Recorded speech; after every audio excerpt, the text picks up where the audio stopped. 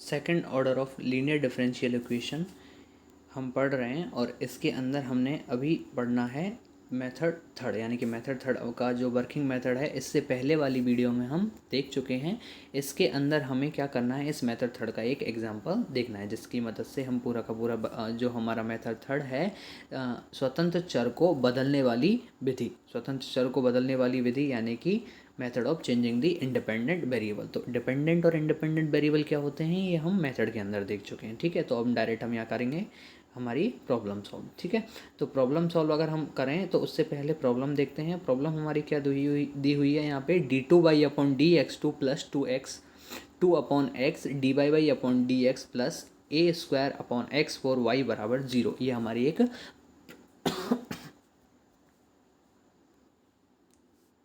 ये हमारी एक प्रॉब्लम दी हुई है। इस प्रॉब्लम को सॉल्व करेंगे तो सबसे पहले हमें यहाँ पे आइडेंटिफाई करना पड़ेगा कि पी क्यू और आर क्या दिए हुए हैं। तो पी क्यू आर अगर हम यहाँ पे देखें तो पी की वैल्यू है हमारी 2/x जो कि दे रखी है हमें 2/x हमने ले ली। ठीक है, उसके बाद में क्यू की वैल्यू देखोगे तो क्या दे रखी है a² x4, तो हमने क्या ले लिया q बराबर a² x4 और r बराबर यहाँ पे 0 है तो हमने ले लिया r बराबर 0। ये आइडेंटिफाई करने के बाद में अब हमारा जो नेक्स्ट स्टेप होता है इस मेथड का वो होगा x को z में बदलना, यानी कि सबसे इम्पोर्टेंट जो हमारा स्टेप है वो यही है। और इसी स्टेप के नाम पर हमारा क्या पड़ा है, इस मेथड का नाम पड़ा है कि इंडिपेंडेंट वेरिएबल, यानी कि स्वतंत्र चर को एक बदलने की विधि या एक नए चर में परिवर्तित करने की विधि, जो भी हम ऐसे देखें।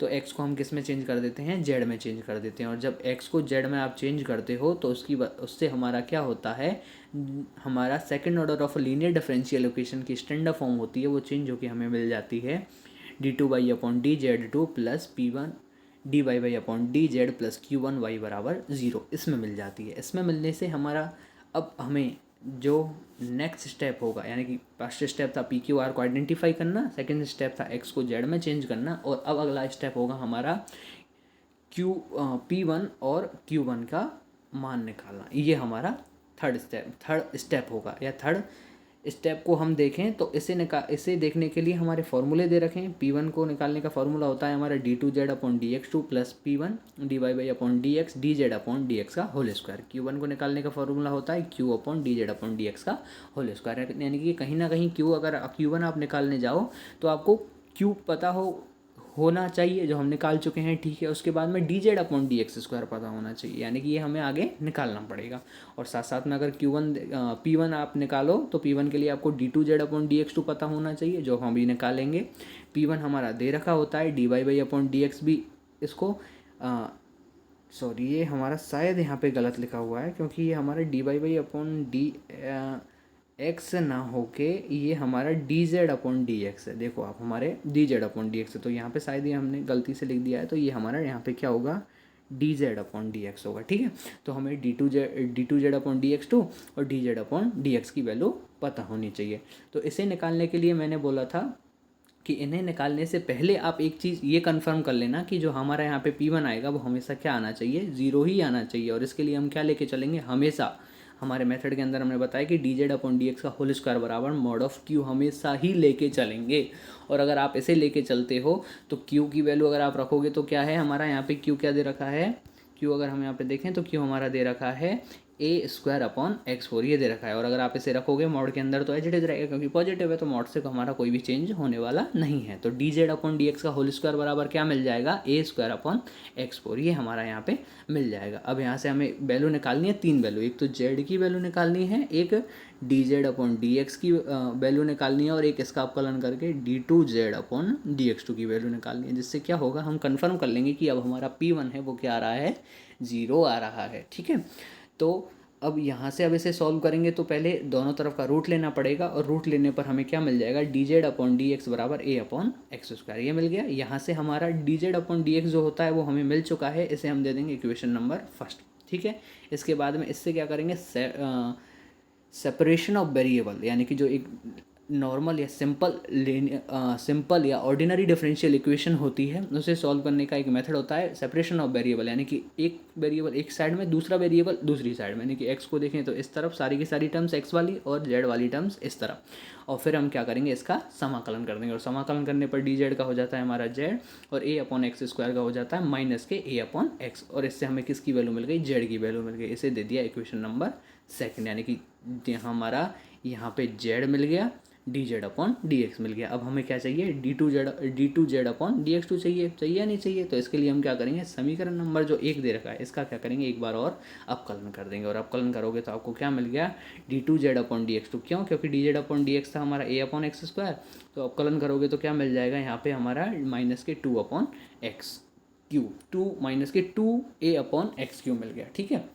ये मिलने के बाद में अब आप यहाँ पे कंफर्म करोगे कि हमारा जो P1 है वो यहाँ पे 0 आ रहा है या नहीं आ रहा है, यानी कि D two Z upon D X two की वैल्यू रख दोगे, रख दी, P की वैल्यू हमें पता है, रख दी, D Z upon D X की वैल्यू हमें अभी निकाल ली, तो वो भी हमने समीकरण नंबर 1 से रख दी, और यहाँ पे स्क्वायर करके रखना है तो रख दिया, और इससे जब आप सॉल्व करोगे तो क्या मिल रहा है, 0 मिल रहा है, यानी कि सही है।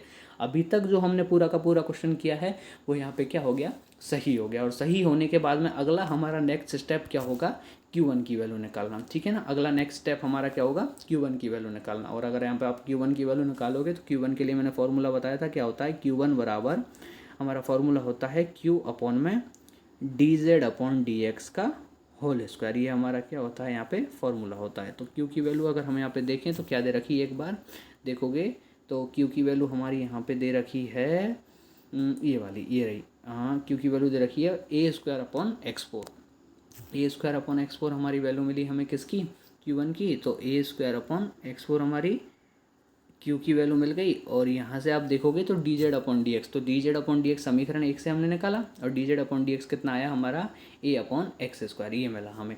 तो ए अपॉन एक्स स्क्वायर का होल स्क्वायर से आपको क्या करना है, डिवाइड करना है, यानी कि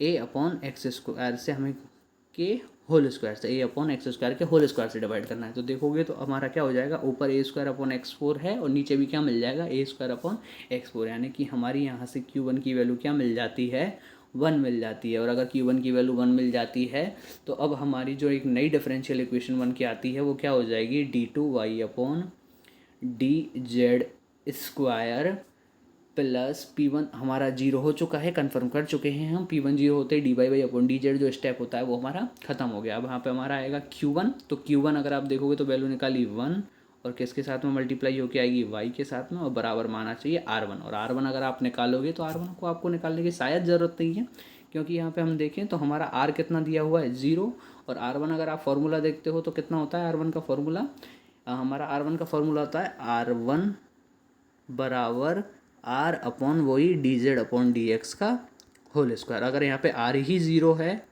तो हमारा यहाँ से R1 भी हमेशा क्या मिलेगा, 0 मिलेगा। तो यहाँ पे ये जो बराबर में R1 हमारा स्टैंडर्ड फॉर्म के अंदर होता है, एक बार देख लेते हैं स्टैंडर्ड फॉर्म को भी। तो स्टैंडर्ड फॉर्म के अंदर हमारा ये जो R1 होता है, कहाँ यहाँ पे ये रही R1, देखो यहाँ पे दे नहीं रखी है, शायद मैंने लिखी नहीं है, लेकिन होती है यहाँ पे, जैसे ये मैंने डायरेक्ट वैल्यू रख रखी हैं यहाँ पे, ये वाली यहाँ पे R1 अगर आप देखोगे तो ये R की वैल्यू अगर 0 हो जाती है तो ये पूरी की पूरी R1 की वैल्यू भी क्या हो जाएगी, 0 हो जाएगी। तो R1 यहाँ पे हमें लिखने की ज़रूरत पड़ेगी नहीं, और डायरेक्ट हम यहाँ पे क्या लिख देंगे, 0 लिख देंगे। तो ये एक हमारी ये नई डिफरेंशियल इक्वेशन निकल के आ जाती है, और इस डिफरेंशियल इक्वेशन को आप देखोगे तो कहीं ना कहीं ये constant coefficient of linear differential equation से हमारी मैच हो रही है। तो इसे सॉल्व करने के लिए हम क्या करते हैं, डी अपॉन डी जेड को किस में चेंज कर देते हैं, कैपिटल डी ऑपरेटर में चेंज कर देते हैं। ठीक है, तो इससे हमारी अगली जो स्टेप है वो क्या होगा, डी स्क्वायर प्लस 1 वाई बराबर 0। ठीक है, तो अब अगर आप ऐसे सॉल्व करते हो तो ऐसे सॉल्व करके हमें क्या मिलेगा, अगर इसे सॉल्व करते हैं तो हमारा मिलेगा d बराबर प्लस माइनस आयोटा, और d बराबर प्लस माइनस आयोटा अगर आप देखते हो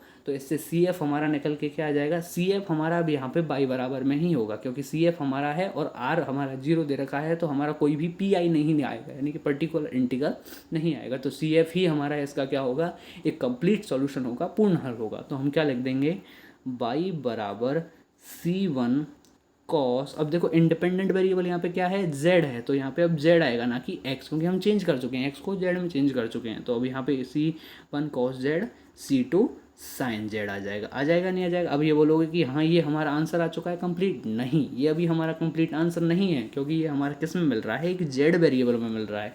जेड वेरिएबल का हम यूज करते हैं, इसकी हेल्प लेते हैं क्वेश्चन को सॉल्व करने के लिए, लेकिन ये आंसर नहीं होता है। आंसर हमारा एक्स में ही आएगा, क्योंकि क्वेश्चन हमें जब एक्स वेरिएबल में पूछा है तो आंसर भी हमारा एक्स वेरिएबल में ही आना चाहिए। तो इसका मतलब क्या हुआ कि अब हमारा जो इसका मतलब ये हुआ कि हमारी जो ये इक्वेशन है इसमें कहीं ना कहीं इस जेड को हटा के दोबारा एक्स में लेके आना पड़ेगा, जैसे हम शुरू में दे रखा होगा। तो इस जेड को एक्स में लाने के लिए हमें किसकी हेल्प लेनी पड़ेगी। अभी देखो जेड की वैल्यू हमने कहीं ना कहीं निकाली थी या नहीं निकाली थी, देखो निकाली थी। अगर हम यहाँ पे जेड की वैल्यू निकालें तो ये रही जेड की वैल्यू, हमने इक्वेशन नंबर सेकंड में निकाली थी कितनी, जेड बराबर माइनस के a/x निकाली या नहीं निकाली। अगर इसको निकाला है तो इस वैल्यू को उठा के आप क्या करोगे, यहाँ पे रख दोगे, और यहाँ पे रखोगे तो क्या मिलेगा, y बराबर c1 कॉस माइनस के a/x plus c2 sign minus के a/x। ठीक है, और माइनस के a/x ही है, एक बार कंफर्म कर लेते हैं, हाँ माइनस के a/x ही है। ठीक है, और इससे हमारी जो अब इस पूरी की पूरी डिफरेंशियल इक्वेशन जो हमारी बिल्कुल एग्जाम्पल स्टार्ट होने पर क्वेश्चन पूछा था, उसका अगर आप आंसर देखोगे कंप्लीटली तो क्या मिलता है, y1 बराबर c1 कॉस माइनस के a/x प्लस में c2 साइन माइनस के a/x। अगर इसे थोड़ा सा और सॉल्व करें तो शायद हम इसे y बराबर c1 कॉस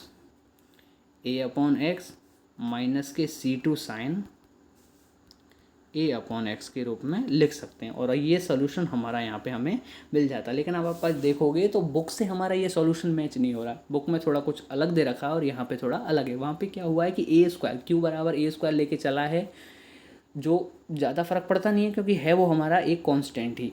ठीक है, तो हम वहाँ पे a² लिया है और हमने यहाँ पे क्या मान लिया, उसे 1 मान लिया। तो थोड़ा बहुत आंसर लास्ट में शायद सेम नहीं आ रहा हो, लेकिन हमारा पूरा का पूरा क्वेश्चन वो भी सही है, ये भी सही है, बस उसका मेथड थोड़ा सा अलग है और हमारा मेथड थोड़ा सा अलग है, और ये ही हमारा क्वेश्चन का जो आंसर है वो क्या होगा, सही होगा। तो हम इसी से करके चलेंगे तो ये हमारा आंसर होगा, और ये क्या हो गया, हमारा पूरा का पूरा एक क्वेश्चन का सॉल्यूशन हो गया। इसी तरह हम अगले क्वेश्चन कर सकते हैं, और जब आप अगले क्वेश्चन करने जाओगे तो वो कहीं ना कहीं बुक से मैच हो जाएंगे, उनमें ज़्यादा डिफरेंस नहीं है, बस ये फर्स्ट एग्जाम्पल में डिफरेंस था, इसलिए हमने सबसे पहले इसी को लेके चले। ठीक है।